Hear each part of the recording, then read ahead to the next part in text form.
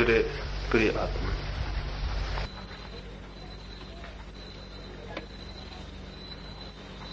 कुछ बहुत जरूरी बातों पर विचार करने को हम यहाँ इकट्ठा हुए। मेरे ख्याल में नहीं थी ये बात कि जो मैं कह रहा हूं एक एक व्यक्ति से उसके प्रचार की भी कभी कोई जरूरत पड़े। इस संबंध में सोचा भी नहीं था। मुझे जो आनंदपूर्ण प्रतीत होता है और लगता है कि किसी के काम आ सकेगा, वो मैं इन लोगों से अब मेरी जितनी सामर्थ्य और शक्ति है उतना कहता हूं। लेकिन जैसे जैसे मुझे ज्ञात हुआ और सैकड़ों लोगों के संपर्क में आने का मौका मिला, तो मुझे ये दिखाई पड़ना शुरू हुआ कि मेरी सीमाएं हैं और मैं कितना ही चाहूं तो भी उन सारे लोगों तक अपनी बात नहीं पहुंचा सकता हूं जिनको उसकी जरूरत है। और जरूरत बहुत है और बहुत लोगों को।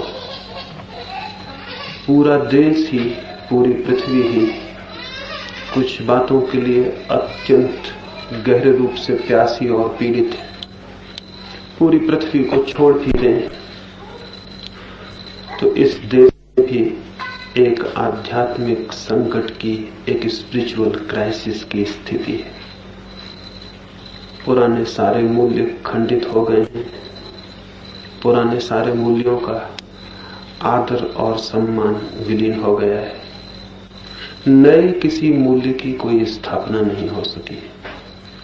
आदमी बिल्कुल ऐसे खड़ा है जैसे उसे पता ही न हो वो कहां जाए और क्या करे।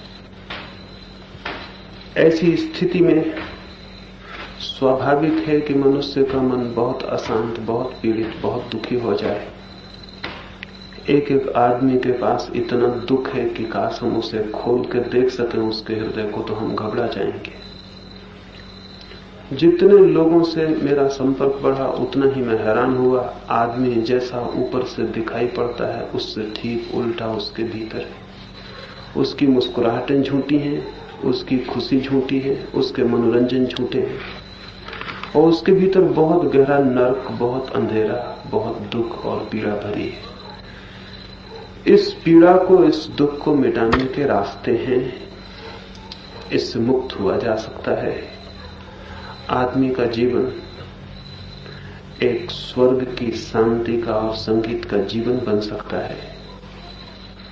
और जब से मुझे ऐसा लगना शुरू हुआ तो ऐसा प्रतीत हुआ कि जो बात मनुष्य के जीवन को शांति की दिशा में ले जा सकती है, अगर उसे हम उन लोगों तक नहीं पहुंचा देते जिन्हें उसकी जरूरत है, तो हम एक तरह के अपराधी हैं। हम भी जाने अनजाने कोई पाप कर रहे हैं।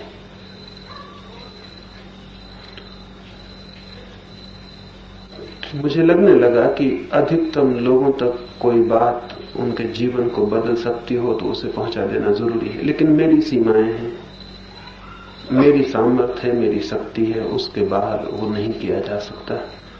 मैं अकेला जितना दौड़ सकता हूं, जितने लोगों तक पहुंच सकता हूं, वो चाहे कितने ही अधिक हो, फिर भी इस विरत जीवन और समाज को और इसके गहरे दुखों को देखते हुए उनका कोई भी परिमाण नहीं है। एक समुद्र के किनारे हम छोटा मोटा रंग घोल दें, कोई एक आध छोटी मोटी लहर रंगीन हो जाए, इससे समुद्र के जीवन में कोई फर्क नहीं पड़ सकता है। उस और बड़ा मजा यह है कि वो एक छोटी सी जो लहर थोड़ी सी रंगीन भी हो जाएगी, वो भी उस बड़े समुद्र में थोड़ी देर में खो जाने को है, उसका रंग भी खो जाने को। तो कैसे जीवन के इस बड़े सागर में दूर दूर तक शांति के रंग फेंके जा सके, उस संबंध में ही विचार करने को हम यहाँ इकट्ठे हुए हैं। इसके साथ ही ये भी मुझे दिखाई पड़ता है कि जो आदमी केवल अपनी ही शांति में उत्सुक हो जाता है, वो आदमी कभी पूरे अर्थों में शांत नहीं हो सकता है। क्योंकि अशांत होने का एक कारण यह भी है केवल अपने आप में ही उत्सुक होना।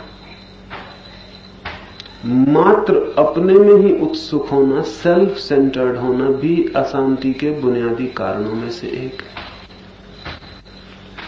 जो आदमी सिर्फ खुद में ही उत्सुक हो जाता है, सिर्फ स्वयं में ही उत्सुक हो जाता है और चारों तरफ से आंख बंद कर लेना चाहता है, वो आदमी वैसा ही है जैसे कोई एक आदमी एक खूबसूरत सुंदर घर बनाए और इसकी फिक्र ही न करे कि उसके घर के चारों तरफ गंदगी के ढेर लगे हुए हैं।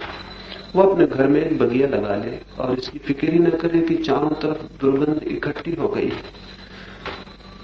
उसकी बगिया, उसके फूल, उसकी सुगंध बहुत काम नहीं आएंगे अगर चारों तरफ का सारा पड़ोस गंदा है। तो वो गंदगी उसके घर प्रवेश करेगी, उसके फूलों की सुगंध को भी डुबा देगी। मनुष्य को न केवल अपने में बल्कि अपने पड़ोस में भी उत्सुक होना जरूरी है। धार्मिक व्यक्ति मात्र अपने में ही उत्सुक नहीं होता बल्कि शेष सारे जीवन के प्रति भी आतुर होता है। ये भी मुझे प्रतीत होता है कि हम अपनी ही शांति के लिए उत्सुक हों ये पर्याप्त नहीं है। हमारे चारों तरफ जो जीवन है, जिससे हम अंतर संबंधित हैं, जिससे हम जुड़े हैं, उस जीवन में भी शांति की कोई हवाएं पहुंच सके, इसके लिए भी हमारी उत्सुकता जरूरी है। और जो व्यक्ति अपने चारों तरफ के जीवन को भी शांति की दिशा में ले जाने के लिए प्यासा हो जाएगा, वो पाएगा कि चाहे वो दूसरों को शांत कर पाया हो या न कर पाया हो, लेकिन दूसरों को शांत करने के महत्वपूर्ण प्रयास में वो स्वयं जरूर ही शांत हुआ है।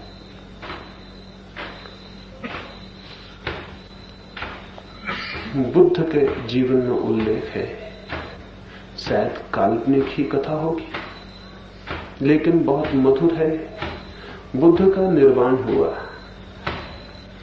वे मोक्ष के द्वार पर पहुंच गए। द्वारपाल ने द्वार खोल दिए, लेकिन बुद्ध पीठ करके द्वार की तरफ खड़े हो गए। द्वारपाल ने पूछा, आप पीठ करते हैं मोक्ष की तरफ? बुद्ध ने कहा, मेरे पीछे बहुत लोग हैं, जब तक वे भी मोक्ष में प्रविष्ट नहीं हो जाते तब तक मैं अकेला मोक्ष में प्रविष्ट हो जाऊं।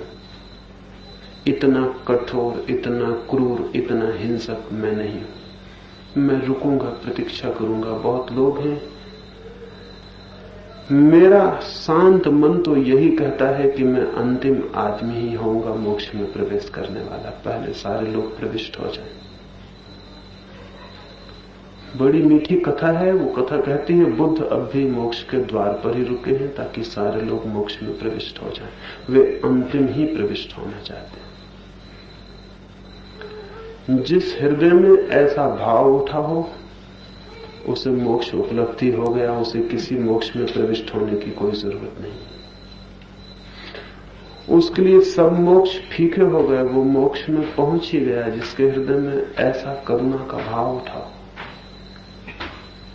शांत केवल वे ही हो पाते हैं जिनके जीवन में चारों तरफ शांति पहुंचाने की प्रबल प्रेरणा काम करने लगती है। ये भी मेरे ख्याल में आता है कि जो मित्र इस दिशा में उत्सुक हुए हैं वे केवल अपने में ही उत्सुक ना हो और सब में भी उत्सुक हो जाएं। उनकी ये उत्सुकता दूसरों के लिए हितकर होगी ही, ना भी हुई तो भी उनके स्वयं के लिए बहुत अर्थपूर्ण होगी, बहुत गहरे शांति में और आनंद में उन्हें प्रविष्ट करने में सहयोगी होगी। क्योंकि अशांति का एक कारण है स्वयं में केंद्रित हो जाना, और जो इस केंद्र को बिखेर देता है वो शांत होने की दिशा में गतिशील हो जाता है। तो ये बात कहने के लिए, यहाँ इस बात के संबंध में विचार करने के लिए हम इकट्ठे हुए हैं कि मैं आपसे ये कह सकूं कि किन रास्तों से अधिकतम लोगों तक प्रेम की, शांति की और करुणा की बात पहुंचाई जा सकती है। क्या उपाय खोजें कि वो बात पहुंच सके? क्या रास्ता हो सकता है? ये कोई प्रोपेगेंडा नहीं है,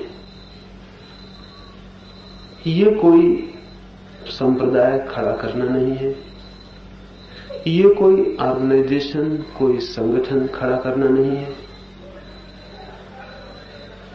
कोई ऐसा केंद्र खड़ा नहीं करना है जो शक्तिशाली हो जाए, बल्कि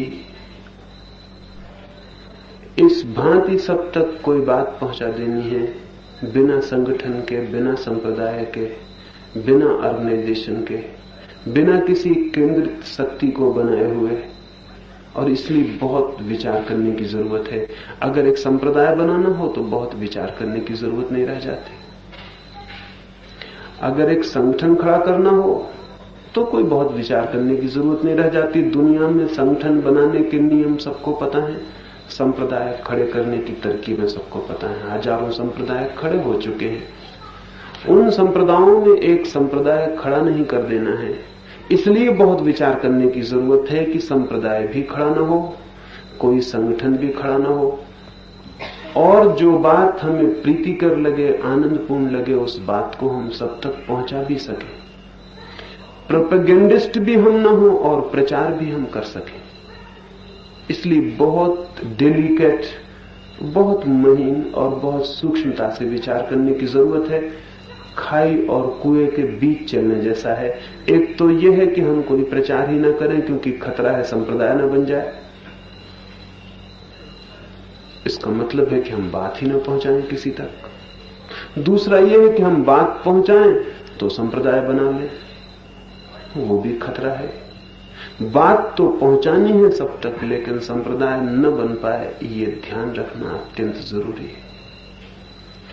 तो कैसे ये बात बिना प्रचार के प्रचार हो सके, बिना संप्रदाय के, बिना संगठन के, अधिकतम लोगों तक जो जरूरी है वो खबर, वो सूचना, वो संदेश उन तक पहुंचाया जा सके, इस संबंध में विचार करने को यहां आपको आमंत्रित किया है।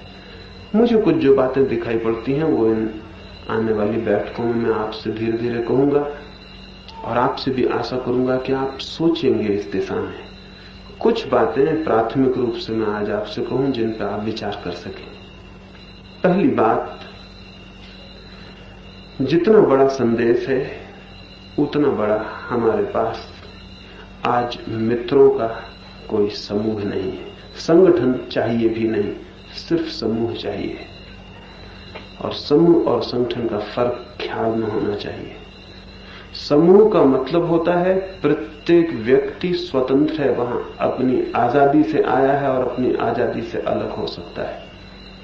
समूह का मतलब है प्रत्येक व्यक्ति दूसरे व्यक्ति के बराबर है, कोई नीचा और ऊपर नहीं है, कोई पदाधिकारी नहीं है, कोई अनुयायी नहीं है, कोई नेता नहीं है। समूह का अर्थ है मित्रों का एक समूह बनाना है, एक संगठन नहीं, क्योंकि संगठन में फिर पदाधिकारी होते हैं, ऊपर नीचे आदमी होते हैं, और संगठन का अपना एक जाल होता है, एक हायरार्की होती है, नीचे से ऊपर तक सीढ़ियां और पद होते हैं, और फिर उनके साथ आई हुई पॉलिटिक्स होती है, राजनीति होती है।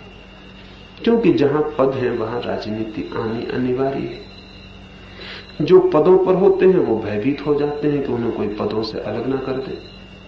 जो पद पर नहीं होते वो उत्सुक होते हैं कि हम पद पर कैसे पहुंच जाएं। तो एक अपना उपद्रव है संगठन का। हमें एक मित्रों का समूह बनाना है, कोई संगठन नहीं बनाना है। समूह में प्रत्येक व्यक्ति बराबर है, समान मूल्य का है। कोई पदाधिकारी नहीं है, कोई आदृत नहीं है, कोई नीचा नहीं है, कोई ऊंचा नहीं है, और प्रत्येक व्यक्ति सिर्फ अपने प्रेम के कारण वहां आया है। प्रेम के अतिरिक्त उसके ऊपर न कोई आदेश है जिन्हें उसे मानना है, न कोई प्रतिज्ञाएं हैं जिन्हें उसे पूरी करना है, न कोई व्रत नियम है जिनके अंतर्गत उसे बंधना है। सिर्फ उसका प्रेम और उसकी व्यक्तिगत स्वतंत्रता से सम्मिलित हुआ है वो, और जिस क्षण चाहे उसी क्षण अलग हो जा सकता है। और जब वो सम्मिलित भी है तब भी वो किसी एक डागमा, किसी एक सिद्धांत से बंधा हुआ नहीं है। तब भी वो स्वतंत्र है भिन्न मत रखने को, अपना विचार रखने को, अपने विचार को मानने को, अपनी बुद्धि का अनुसरण करने को। वो किसी का अनुयायी होकर वहां नहीं है। तो मित्रों का एक समूह जीवन जागृति केंद्र बन सके, इस दिशा में सोचना है। निश्चित ही मित्रों के समूह बनाने के नियम अलग होते हैं, संगठन बनाने के नियम अलग होते हैं। मित्रों का समूह एक बिल्कुल ही, जिसको हम कहें अराजक, अनार्किक संस्था होती है। संगठन एक सुव्यवस्थित, बंधा हुआ नियमों से, सिद्धांतों से, कानूनों से बंधा हुआ व्यवस्था होती है। मेरी कोई मर्जी कोई कानूनों में, बहुत नियमों में, सिद्धांतों में बांधने की नहीं है, क्योंकि उन्हीं सबके खिलाफ मैं लड़ रहा हूं। उन्हीं सबके तो संगठन सारी दुनिया में खड़े हुए हैं। हम एक और संगठन वैसा खड़ा कर दें, निश्चित ही संगठन में ज्यादा इफिशियंसी होती है, ज्यादा कुशलता होती है। उतनी समूह में कुशलता नहीं हो सकती, लेकिन कुशलता के मूल्य पर स्वतंत्रता खोना बहुत कीमती सौदा करना है। लोकतंत्र उतना कुशल नहीं होता जितनी तानाशाही होती है, लेकिन कुशलता को खोया जा सकता है, स्वतंत्रता को नहीं खोया जा सकता है। मित्रों के समूह का अर्थ है कि ये स्वतंत्र व्यक्तियों का मिलन है, उनकी स्वेच्छा से। इसमें यदि कोई छोटे मोटे कानून और व्यवस्थाएं होंगी तो वे भी व्यक्तियों से नीचे होंगी, उनके ऊपर नहीं हो सकती। वे काम चलाऊ होंगी, वे हमारा लक्ष्य नहीं हो सकती। हम उन्हें किसी भी क्षण तोड़ने के लिए हमेशा स्वतंत्र हैं। वे किसी भी क्षण हमें तोड़ने में समर्थ नहीं हो सकती। वे कानून भी होंगे तो वे हमारे लिए होंगे, हम कानून के लिए नहीं हो सकते। ये ध्यान में रख लेना जरूरी है। अब मित्र सोचते हैं कोई विधान हो, निश्चित ही कोई विधान होना चाहिए, लेकिन जैसे विधान होते हैं संगठनों के, वैसे नहीं। ये ध्यान में रखकर ही विधान होना चाहिए कि वो मित्रों के एक समूह का विधान है जो अत्यंत काम चलाऊ है, उसका उपयोग है इसलिए उसको बना लिया है, लेकिन उससे बंधने का कोई हमारा आग्रह नहीं। उसे हम किसी भी क्षण फेंक सकते हैं और जला सकते हैं। और विधान चाहे कितना भी कीमती हो, उस विधान से हमारा एक एक मित्र ज्यादा कीमती है, ये ध्यान में होना जरूरी है। क्योंकि इन्हीं मित्रों के लिए वो विधान बनाया गया, उस विधान के लिए ये मित्र इकट्ठे नहीं किए गए। इसलिए एक एक व्यक्ति का मूल्य और एक एक व्यक्ति की गरिमा शेष रह सके, ऐसा एक समूह खड़ा करना। निश्चित ही जितने अधिक व्यक्ति होंगे उतनी भिन्न चित्त, उतने भिन्न विचार, उतने भिन्न उनके सोचने समझने के ढंग होंगे। जितना बड़ा समूह होगा मित्रों का, उतनी ही विभिन्नता स्वाभाविक है। इसलिए एक रूपता पैदा करने की बहुत चेष्टा हमें नहीं करनी चाहिए, अन्यथा फिर संगठन खड़ा होना शुरू हो जाता है। और एक रूपता की जितनी हम कोशिश करते हैं, उतना ही व्यक्तित्व, उसकी गरिमा, उसकी स्वतंत्रता सब नष्ट होनी शुरू हो जाती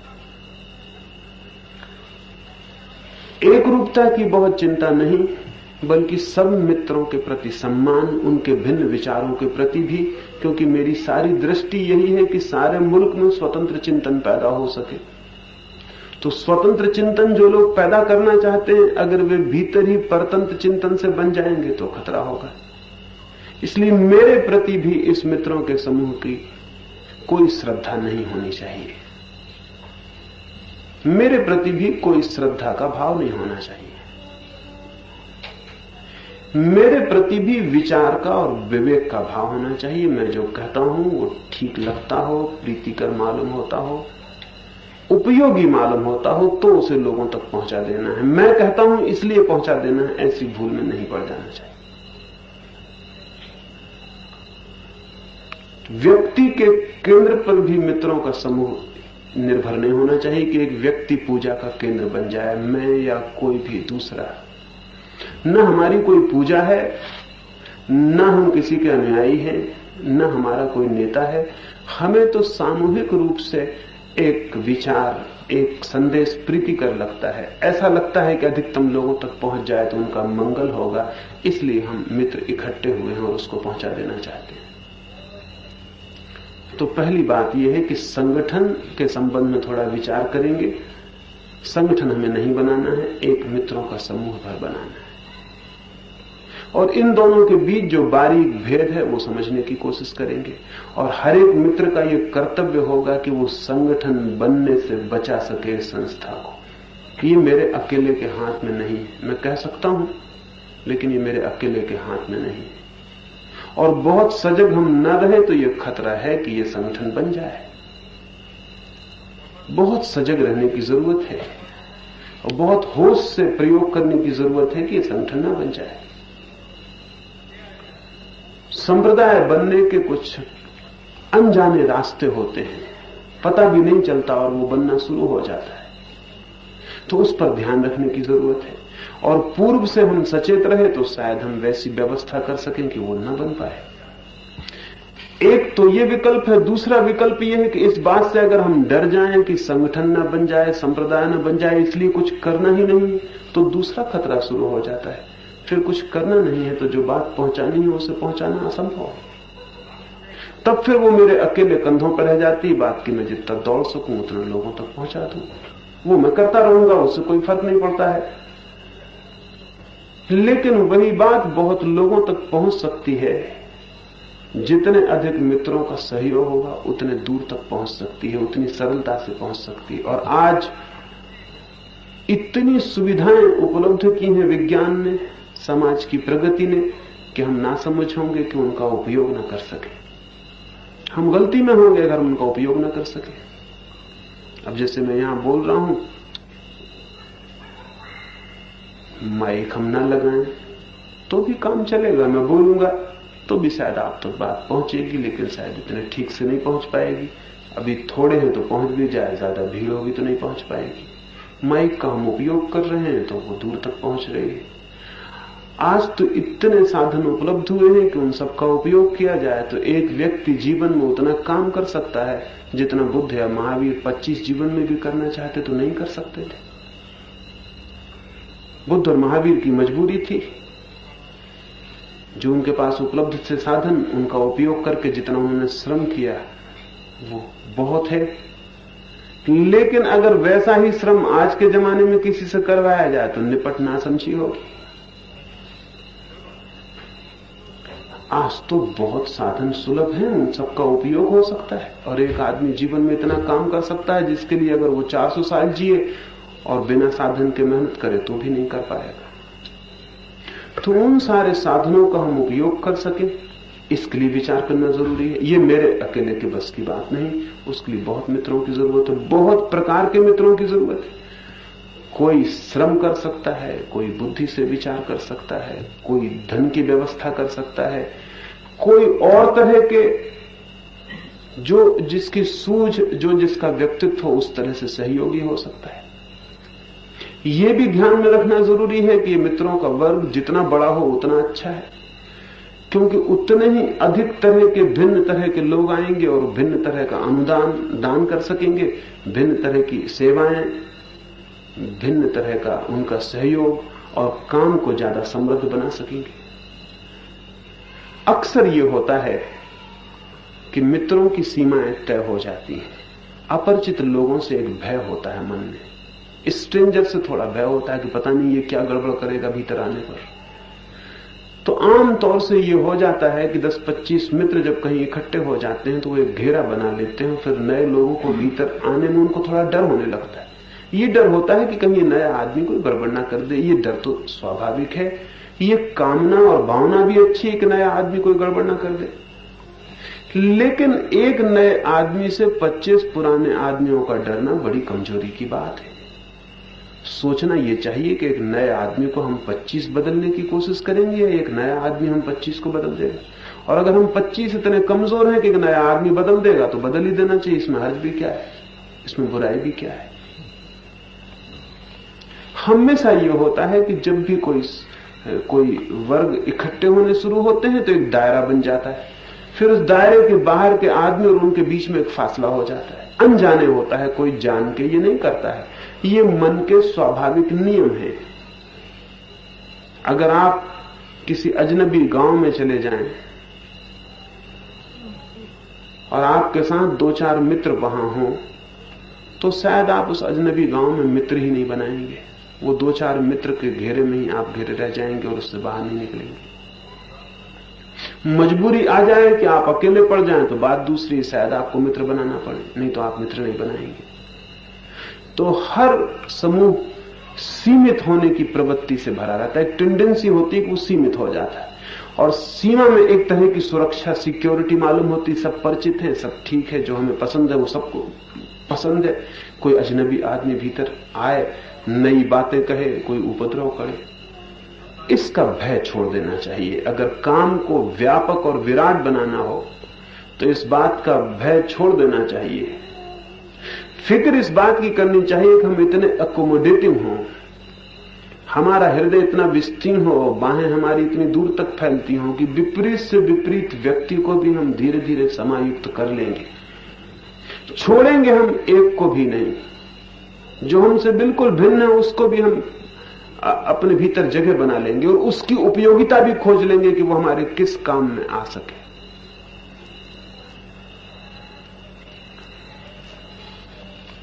गांधी जी ने एक प्रयोग इस संबंध का पिछले इस मुल्क में बड़ा प्रयोग किया। हिंदुस्तान के कितने विरोधी और भिन्न लोगों को उन्होंने एक साथ इकट्ठा कर लिया। एकदम भिन्न लोगों को, जिनके बीच आपस में कोई मतैक्य नहीं हो सकता था, वे लोग भी एक घेरे के भीतर आ गए और किसी विराट कार्य के लिए सहयोगी बन गए। अगर कोई ये सोचे कि भिन्न मत के, भिन्न दृष्टि के, भिन्न व्यक्तित्व के लोग भीतर न आए, तो फिर काम बड़ा नहीं हो सकता, बहुत छोटा रह जाएगा। कोई छोटी सी नदी रह जाएगी। फिर अगर वो ये सोचे कि हर दूर से आने वाला नाला और नदी मुझसे न मिले, पता नहीं किन कीचड़ को ले आए, कौन सी द्रव्य ले आए, कौन से खनिज ले आए, अच्छा पानी हो कि बुरा हो, अगर ऐसा कोई नदी सोचने लगे तो फिर वो नाले रह जाएगी, फिर वो महानद नहीं बन सकती, फिर वो गंगा नहीं बन सकती। और गंगा बनना हो तो उसे सबको समाविष्ट कर ही लेना होगा। और ये सामर्थ्य होनी चाहिए कि सब समाविष्ट हो जाएं। इस संबंध में विचार करना जरूरी है कि हम अधिकतम लोगों को कैसे समाविष्ट कर सके। हमें जगह बनानी पड़ेगी।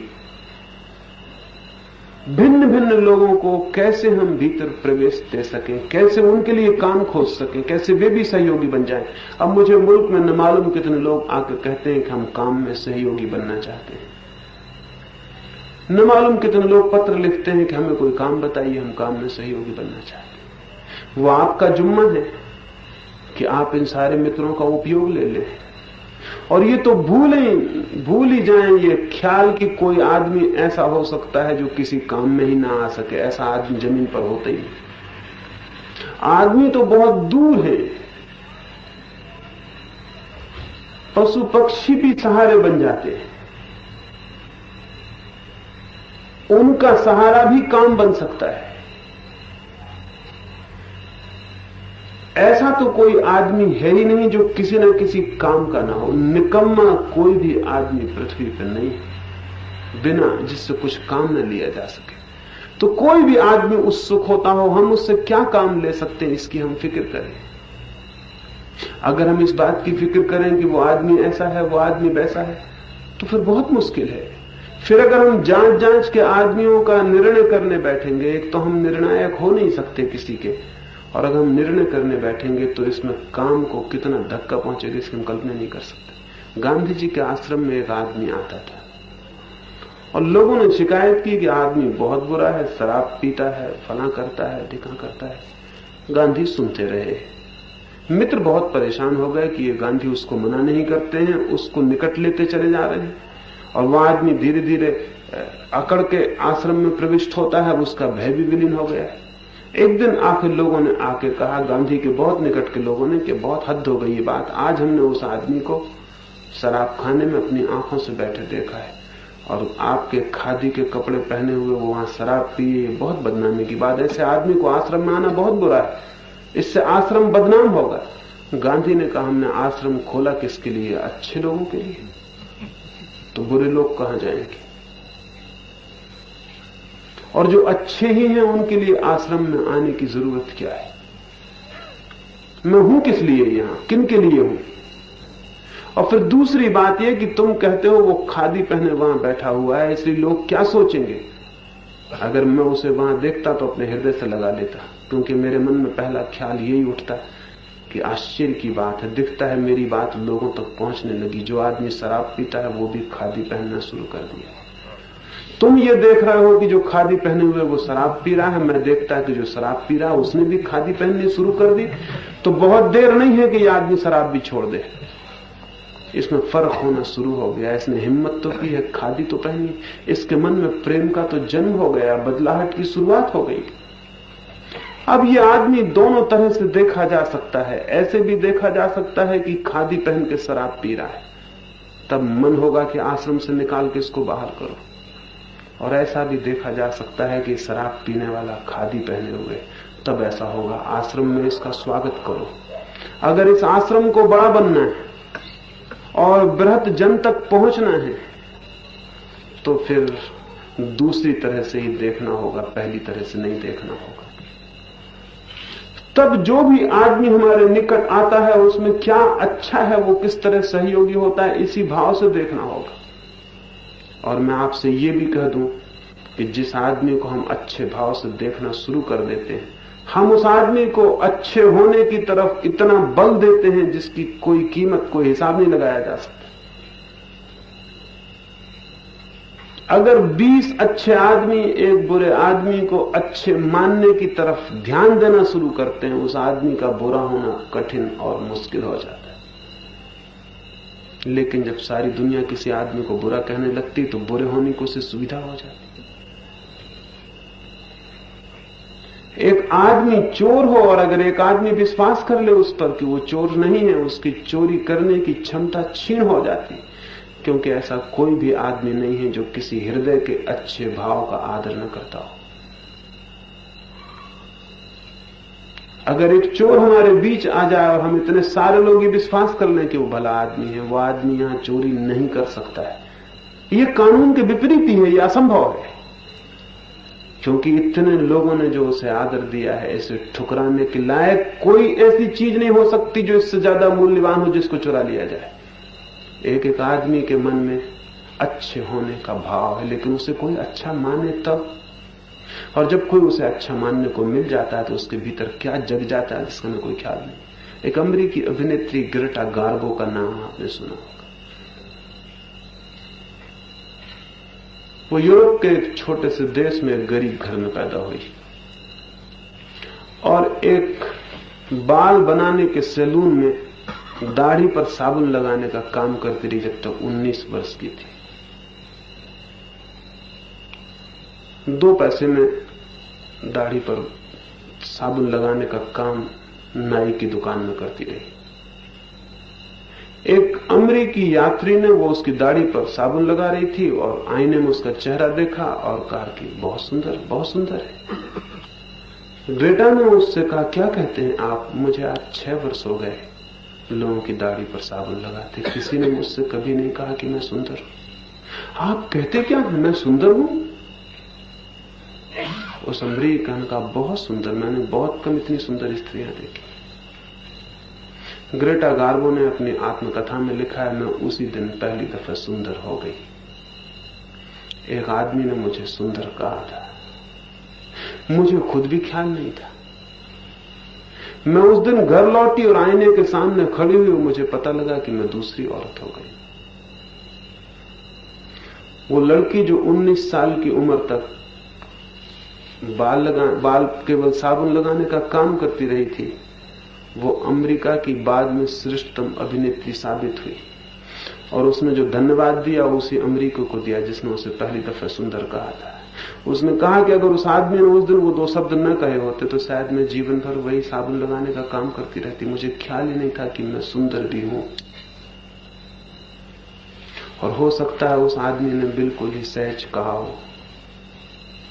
हो सकता है उस आदमी ने सिर्फ शिष्टाचार में कहा और हो सकता है उस आदमी ने कुछ ख्याल ही ना कहा हो, सोचा भी ना हो कि मैं ये क्या कह रहा हूं, बिल्कुल कैजुअल रिमार्क रहा हो, और उसे पता भी ना हो कि मेरे एक शब्द ने एक स्त्री के भीतर सौंदर्य की प्रतिमा को जन्म दे दिया है। वो जाग गई, उसके भीतर जो चीज सोई थी। जिन लोगों से काम लेना हो, उनके भीतर जो सोया है उसे जगाना जरूरी है। इसलिए वे जो हैं इस पर ध्यान देने की कम जरूरत है, वे जो हो सकते हैं इस पर ध्यान देने की ज्यादा जरूरत है। अगर मित्रों से कोई बड़ा काम लेना हो, नहीं तो काम नहीं लिया जा सकता। अगर मैं कभी मित्रों को कहता हूं कि फला आदमी से काम लो, मुझे बता दिया जाता वो आदमी बुरा है, वो आदमी बेईमान है, या उस आदमी का भरोसा नहीं किया जा सकता। ये ठीक है कि आदमी बुरा है, आदमी बेईमान है। कौन आदमी बुरा नहीं, कौन आदमी बेईमान नहीं, लेकिन वो आदमी क्या हो सकता है, सवाल ये है। वो क्या है ये सवाल ही नहीं है। हमें उसके भीतर उसको पुकार लेना है जो वो हो सकता है। अगर उससे कोई बड़ा काम लेना हो, गांधी जी के आश्रम में कृपलानी भोजन बनाते रहे, रसोइये का काम करते रहे। एक अमेरिकी पत्रकार आश्रम में ठहरा हुआ था, उसने पूछा कि ये आदमी जेबी कृपलानी मालूम होता है जो खाना बनाता है आपको? कृपलानी बर्तन साफ करते थे। उन्होंने कहा कि ये जो बूढ़ा है अद्भुत है, असल में मैं रसोइये के योग्य ही था, और इस आदमी ने मेरे भीतर वो जगह दिया जिसका कोई हिसाब नहीं। छोटे छोटे आदमी के भीतर जादू घटित हो सकता है। एक दफे हम उसे पुकारें और उसकी आत्मा में जो सोया है उसे निकट लाएं, उस पर विश्वास करें, उसके भीतर जो सोया है उसको आवाज दें, उसको चुनौती खड़ी करें, उसके भीतर बहुत कुछ निकल सकता है। और एक बड़े से बड़े आदमी को हम निराश कर सकते हैं। एक श्रेष्ठतम व्यक्ति को हम कह सकते हैं कि तुम कुछ भी नहीं हो, और अगर 10-5 दफा सब तरफ से उसे यही सुनाई पड़े कि वो कुछ भी नहीं है, तो निश्चित मानना वो कुछ भी नहीं हो जाएगा। तो एक बड़े पैमाने पर अगर मुल्क में कोई एक आध्यात्मिक क्रांति करनी हो, और वो करनी जरूरी है और होनी चाहिए, और अगर हम उसके लिए सिर्फ रास्ता भी साफ कर सकें तो कोई आगे कर लेगा। इससे क्या फर्क पड़ता है कि हम ही उसको करें, वो हमसे ही हो जाए ये भी सवाल नहीं है। लेकिन अगर हम रास्ता भी साफ कर दें जिस पर पीछे कोई क्रांति गुजर जाएगी तो भी काफी है, बात हो गई। पर उसको करनी होगा तो बहुत व्यापक समूह बनाना जरूरी है। संगठन कभी बहुत व्यापक नहीं हो सकता, मित्रों का समूह बहुत व्यापक हो सकता है, क्योंकि उसमें विभिन्नता के लिए स्वीकृति है, उसमें जोर जबरदस्ती नहीं है बांधने की किसी को, उसमें सबके लिए मुक्ति है, सब कोई बंधा हुआ नहीं। और जहां भी ऐसा मालूम होने लगता है कि हम बंधे हैं, तो वहीं श्रेष्ठ आदमी को कठिनाई शुरू हो जाती है। कोई श्रेष्ठ चेतना बंधना नहीं चाहती, छोटे लोग ही सिर्फ बंधना चाहते हैं। जिनके भीतर एकदम क्षुद्र ही क्षुद्र है वे ही बंधने में रस लेते हैं, नहीं तो कोई बंधना नहीं चाहता। इसलिए इतना खुला रखना है कि भीतर कोई आए तो उसे ऐसा लगे नहीं कि वो कहीं आया कहीं बंध गया, वो मुक्त अनुभव करे। वो भीतर आए या बाहर जाए उसे फर्क न मालूम पड़े कि कोई भेद पड़ गया है। ऐसी ये समूह बन सके, ये मित्रों का एक दल बन सके, व्यापक बन सके। क्योंकि क्रांति कितनी बड़ी है ये प्रथम रूप से जो लोग उस क्रांति के लिए इकट्ठे होते हैं उनको पता ही नहीं होता। लेनिन के साथियों को कोई पता नहीं था कि 1917 में जो हुआ वो सारी दुनिया में इतना अनूठा काम बनेगा। वोल्टेयर या उसके मित्रों को भी पता नहीं था कि फ्रेंच क्रांति क्या ले आएगी। गांधी और उनके मित्रों को भी कोई पता नहीं था कि क्या होगा क्या नहीं होगा। क्राइस्ट को तो बिल्कुल ही पता नहीं हो सकता था कि ये जो बात शुरू हो रही है, 8 मित्र थे केवल क्राइस्ट के, और वे भी बहुत बेपढ़े लिखे लोग, गंवार लोग थे। कोई बढ़ई था, कोई चमार था, कोई मछुआ था, कोई पढ़े लिखे लोग नहीं थे। क्राइस्ट को तो कल्पना भी नहीं हो सकती थी कि इतनी बड़ी क्रांति फैलेगी कि एक दिन आधी पृथ्वी क्राइस्ट के संदेश के प्रति आदरपूर्ण हो जाए। इसकी कल्पना भी नहीं हो सकती थी। कौन से बीज कितने बड़े वृक्ष बन जाएंगे इसकी कोई कल्पना प्राथमिक रूप से बोने वालों को कभी नहीं होती। अगर उन्हें होती तो शायद काम कितना सुंदर हो जाता है, इसका कभी हम ख्याल भी नहीं कर सकते। जैसा जैसा मैं मुल्क के अधिकतम लोगों से मिला हूं, ये एहसास होना शुरू हुआ है कि ये तो बहुत बड़ा वट वृक्ष बन सकता है। इस वृक्ष के नीचे हजारों लोगों को छाया मिल सकती है। ये तो इतना बड़ा झरना बन सकता है कि लाखों लोग उससे अपनी प्यास बुझा लें। लेकिन आज कोई ख्याल नहीं हो सकता उन मित्रों को जो प्राथमिक रूप से इकट्ठे हुए। अगर उनको ये ख्याल आ जाए तो शायद वे बहुत विचार के काम करना शुरू कर दें। अभी मैं एक वैज्ञानिक किताब पढ़ता था, वो रूस में कोई रास्ते बना रहे हैं, तो वे 100 साल बाद का विचार करते हैं कि 100 साल बाद इन रास्तों पर कितने लोग चलेंगे, उतना चौड़ा रास्ता बनाते हैं। 100 साल बाद कितने लोग निकलेंगे इस रास्ते पर से, उसके हिसाब से रास्ते की चौड़ाई बनाते हैं। एक हम भी हैं हमारे मुल्क में, हम भी रास्ता बनाते हैं। हम 2 साल बाद कितने निकलेंगे इसका भी ख्याल नहीं रखते। हर 2 साल बाद रास्ता तोड़ना पड़ता है कि फिर थोड़ा जोड़ो, फिर थोड़ा जोड़ो। हर 5 साल में हमको पता चलता है कि ट्रैफिक ज्यादा हो गया, रास्ता छोटा हो गया। हम अंधे लोग हैं क्या? हमको इतना अंदाज नहीं कि 5 साल बाद कितने लोग निकलेंगे इस रास्ते से। अद्भुत कौम है जो 100 साल बाद का विचार करते हैं कि 100 साल बाद कितने लोग होंगे इस गांव में, कितनी आबादी होगी, कितने बड़े रास्ते 100 साल बाद जरूरी होंगे। अभी से बना लेना उचित है। जो लोग इतना दूरगामी सोचते हैं उनके काम में एक सरलता और सहजता उत्पन्न होती है, बार बार की कठिनाइयां कम हो जाती। अभी तो मित्रों का समूह छोटा है, लेकिन 10 साल में ये इतना बड़ा हो सकता है जिसकी आप कोई कल्पना नहीं कर सकते। और उसको ध्यान में रख के कुछ काम करना है, उतना चौड़ा रास्ता बनाना है। अनजान अपरिचित लोग 10 साल बाद इस रास्ते पे चलेंगे। हो सकते हैं आप ना हो, मैं ना हो, कोई ना हो, इस रास्ते पे कोई चलेगा। तो उसको ध्यान में रख के अगर हम काम करते हैं, और हमें ध्यान रखना चाहिए कि हम बहुत मूल्य के नहीं हैं। मूल्य उस रास्ते का है जिस पर हम अपने जीवन को लगा देते हैं, और वो जो रास्ता बन जाता है, अगर वो बड़ा बन जाता है तो बहुत लोग उस पर चल सकते हैं। इन सारी बातों पर विस्तार में विचार करना जरूरी है। ये तो मैंने कुछ मुद्दे की बात कही कि इनके आसपास हम सोचेंगे इन दिनों में, और इन पर विस्तार में, डिटेल्स में, एक एक बात पर क्या किया जा सकता है, क्या नहीं किया जा सकता है, वो सब विचार कर लेना जरूरी है। विस्तार में मेरी समझ बहुत कम है, उसमें आपकी समझ मुझसे ज्यादा है। मैं कुछ केंद्र की बात आपसे कह सकता हूं कि इस केंद्र पर चिंतन किया जाए, लेकिन विस्तार में शायद मेरी समझ नहीं के बराबर है कि वो कैसे हो, कितने लोग करें, कितना धन जरूरी हो, कितनी शक्ति जरूरी हो, कितना श्रम लगे, वो शायद आप मुझसे ज्यादा जानते हैं। वो व्यवहारिक रूप से कैसे कितने दूर तक पहुंचाई जाए, वो निश्चित ही आप मुझसे ज्यादा जानते हैं।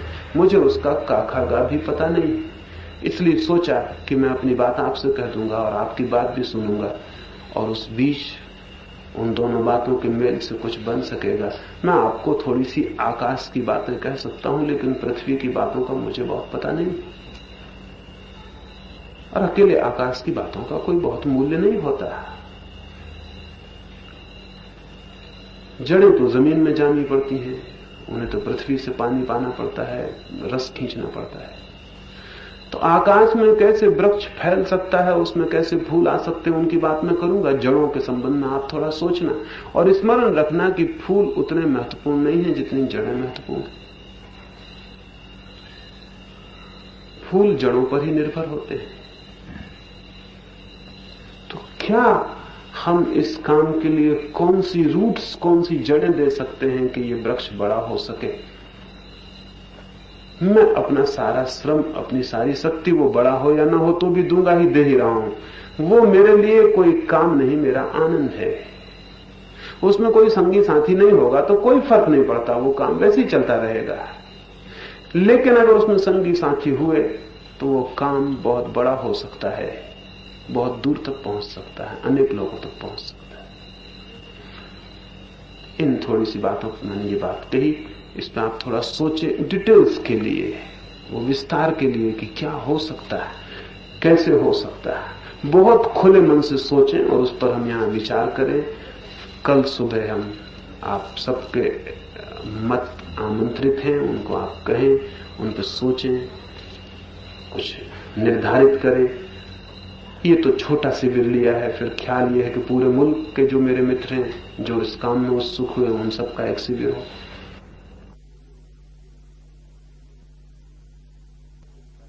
अभी तो प्रयोग के लिए, ताकि थोड़े से लोग ज्यादा आसानी से सोच सकेंगे, ज्यादा लोग होंगे तो शायद कठिनाई पड़ेगी। तो हम सोचें फिर एक बड़ा शिविर हो जिसमें पूरे मुल्क से मित्र इकट्ठे हो जाएं। उनका आपस में भी मिलना जरूरी है, उनके एक दूसरे से पहचान होनी भी जरूरी है। वे अपने अपनी जगह पर काम कर रहे हैं, उनके काम के लिए आपके सहयोग और सद्भावनाएं जरूरी है। वे वहां अकेले न मालूम पड़े, उन्हें ऐसा लगे कि और भी मित्र हैं पूरे मुल्क में, वे कहीं अकेले नहीं खड़े हुए हैं, कोई साथी उनके हैं। जरूरत पड़ेगी तो वे साथ देंगे, सुझाव देंगे, वहां काम की जरूरत होगी तो वहां पहुंच के कुछ करेंगे। अभी राजकोट में मित्रों ने मुझसे कहा कि हम उन नगरों में जाके आपकी बात पहुंचाना चाहते हैं जहां आप अभी नहीं गए, और वहां